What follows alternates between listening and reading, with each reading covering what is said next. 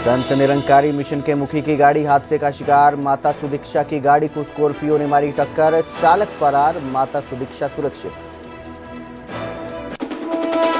Headlines के प्रायोजक पतंजलि गाय का घी, मां का भरोसा, प्यार से परोसा।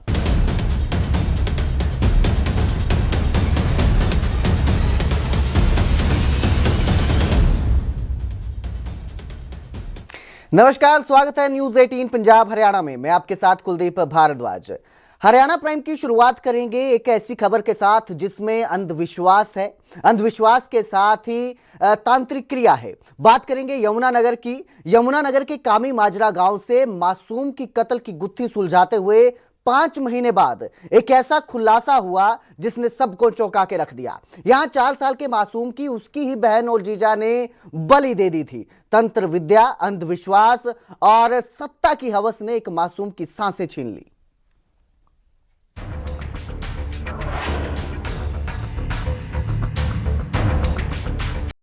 तीस जुलाई की वो शाम जब 4 साल का एक मासूम अचानक लापता हो गया।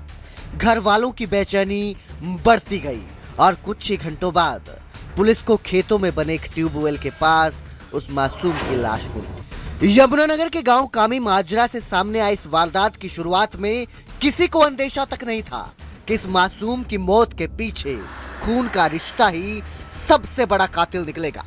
लेकिन पोस्टमार्टम की रिपोर्ट ने सच की पहली परत खोली।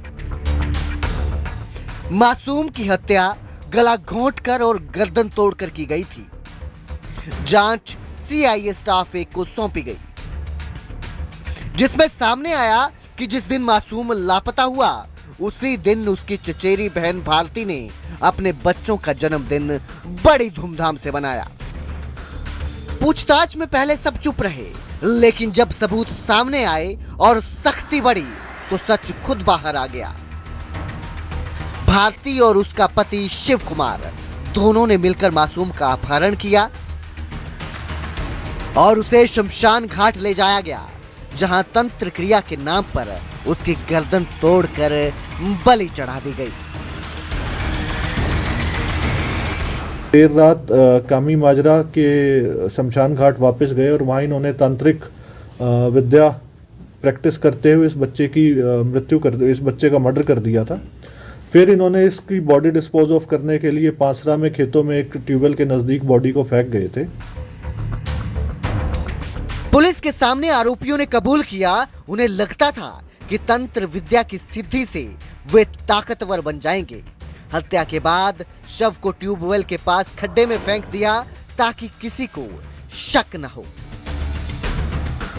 इसमें जो बच्चे का एक रिलेटिव है शिव कुमार, जो बच्चे के ताऊ हैं, ताऊ का ये दामाद है कि इसकी इसमें संलिप्तता हो सकती है। जब इनको बुला के इससे पूछताछ करी गई, गहनता से पूछताछ करी गई, तो इसने इस जुर्म को कबूला और इसने इसमें अपनी पत्नी की भी इन्वॉल्वमेंट बताई और साथ में 2 माइनर और भी इस केस में इन्वॉल्व थे।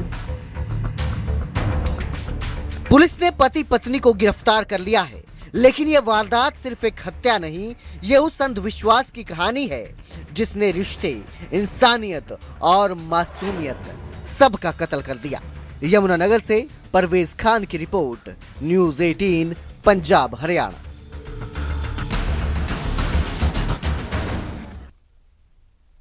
शक और गुस्से की भड़की एक चिंगारी ने ऐसे अपराध को जन्म दिया जिसने 2 जिंदगियां ले ली। कुरुक्षेत्र में एक पति ने पहले पत्नी की हत्या की, फिर खुद भी मौत की छलांग लगा दी। इस खौफनाक कहानी में एक सुसाइड नोट और पाकिस्तान का एक फोन नंबर है, जिससे क्या कनेक्शन है इस रिपोर्ट में देखिए।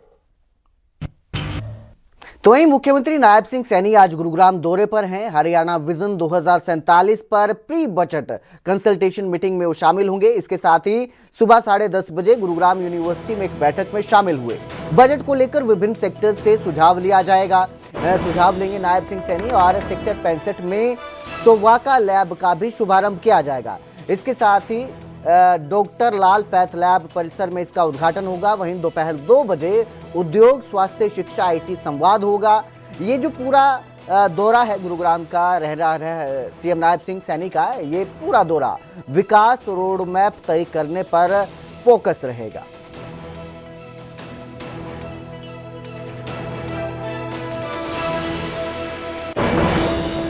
तो वहीं पंजाब विधानसभा में विकसित भारत जी राम जी योजना के खिलाफ प्रस्ताव पारित होने पर हरियाणा के मुख्यमंत्री नायब सिंह सैनी तीखे तेवर में नजर आए। सीएम सैनी ने कहा कि कांग्रेस और इंडी गठबंधन इस योजना को लेकर जानबूझकर भ्रम फैला रहा है।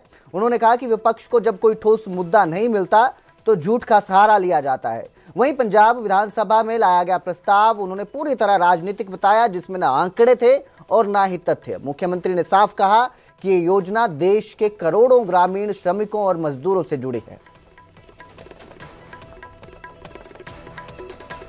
आज मीडिया बंधुओं के बीच में कहना चाहूंगा, जो इंडी गठबंधन के लोग हैं कि उनको इतनी तकलीफ होती है कि ये क्यों गरीब के लिए सुधार कर रहे हैं मोदी जी।